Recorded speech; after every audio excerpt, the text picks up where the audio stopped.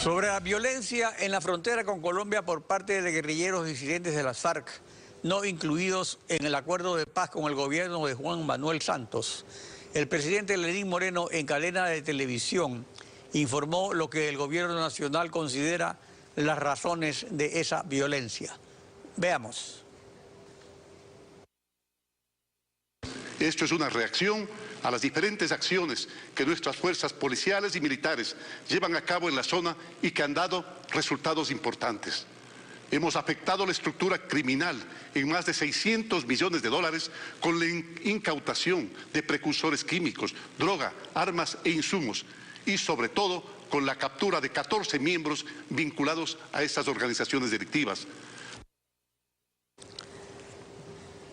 René Yandún, general en servicio pasivo, asambleísta por Integración Democrática del Carchi y coordinador de la bancada de Integración Nacional.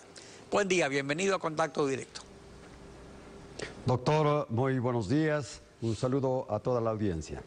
En tiempos del Plan Colombia se decía que el Ecuador limitaba al norte con las FARC y no con Colombia.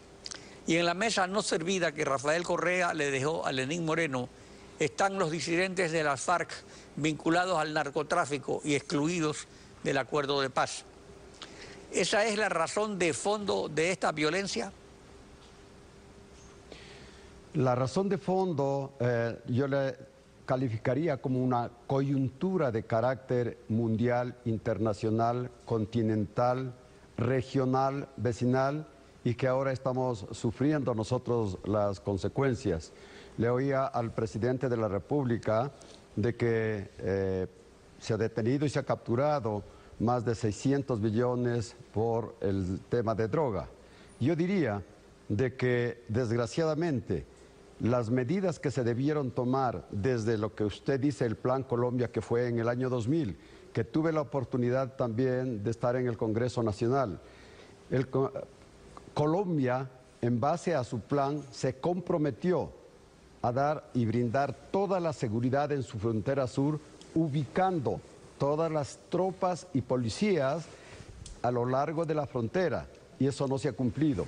Los acuerdos binacionales no se han cumplido, de allí que hay esta falencia total entre el cumplimiento de los dos gobiernos. Y además en el acuerdo de paz firmado últimamente, que es una nueva fase del Plan Colombia, no se incluye a estas tropas de las FARC, porque resulta entonces que es un acuerdo político que solo incluye a los altos dirigentes políticos, le da amnistía, los nombra diputados, le permite ser candidatos, etcétera, pero a los de abajo no les daba nada. Es decir, que realmente ese acuerdo los estaba empujando a la situación que tenemos ahora y que lamentablemente el Ecuador, presidido por Rafael Correa, hizo simplemente de emocionado espectador para apoyar el acuerdo de La Habana y nada más, cuando el Ecuador era parte damnificada de cualquier acuerdo que se haga al respecto.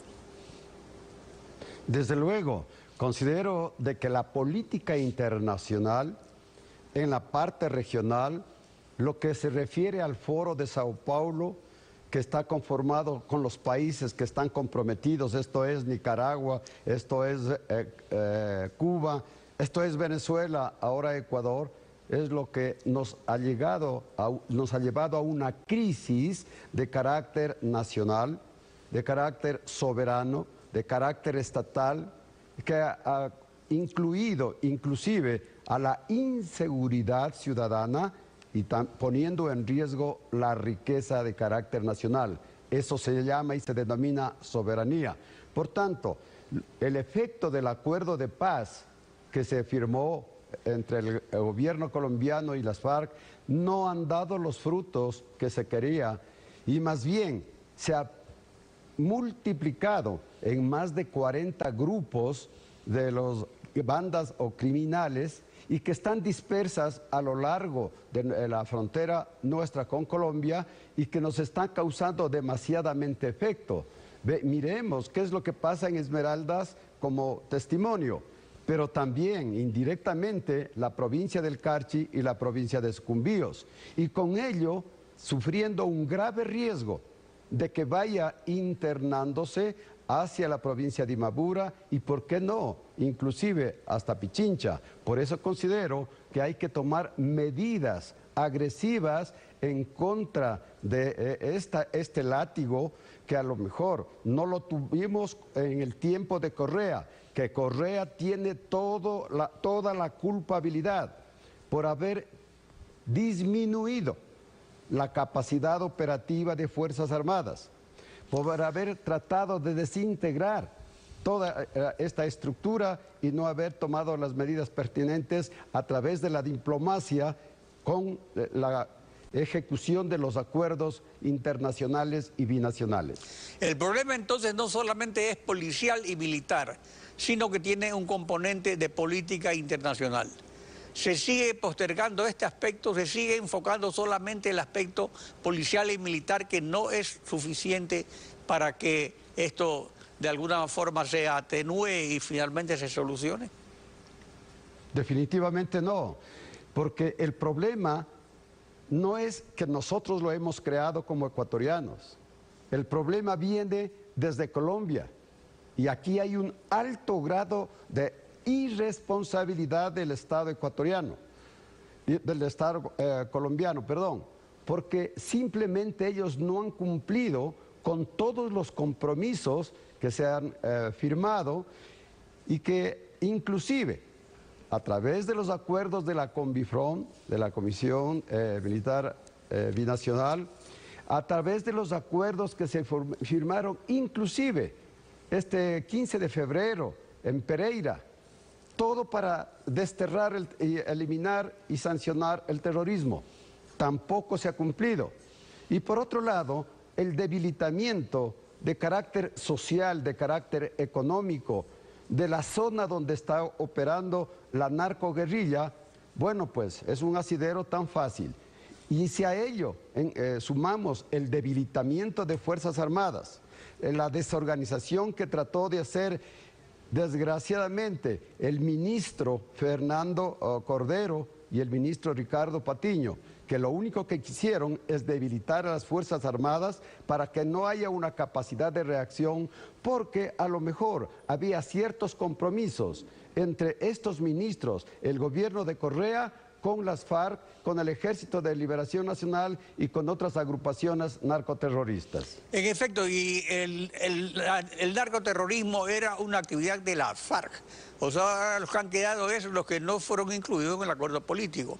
Ahora, si esto es la crónica de una guerra anunciada por los antecedentes internacionales que registran estos acuerdos políticos de paz, que no incluyen a las fuerzas paramilitares usualmente vinculadas al narcotráfico. Esto ha ocurrido incluso en el África. Juan Manuel Santos ahora está de salida y en un mes elige a su sucesor. En consecuencia, es momento de análisis y reflexión. ¿Se ha tratado este asunto en la Comisión de Relaciones Internacionales de la Asamblea? Estamos tratando sobre este tema, desgraciadamente. En este mes no hemos podido solucionar diversos problemas internos, pero con esta reorganización que posiblemente se suceda el día de hoy, estaremos listos y dispuestos para llamar y convocar a todas las autoridades, a quienes no han dado cumplimiento tanto a los mandatos constitucionales cuanto a la Ley de Seguridad Pública y del Estado, y que de paso allí hay una responsabilidad del ministro coordinador de seguridad, que ya no existe. Entonces, hay muchas falencias de carácter legal. Esto hay que tomarlo con seriedad y hay que hacer las reformas correspondientes. Caso contrario, por ejemplo, ¿qué ha pasado con el Consejo de Seguridad Pública y del Estado?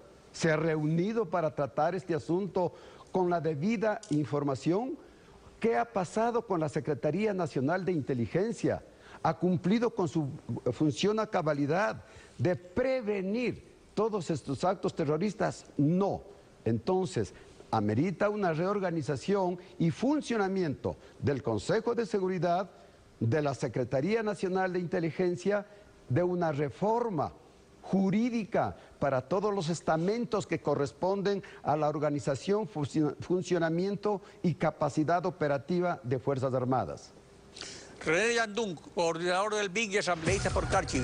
Gracias por acompañarnos en Contacto Directo. Gracias a usted. Estefi.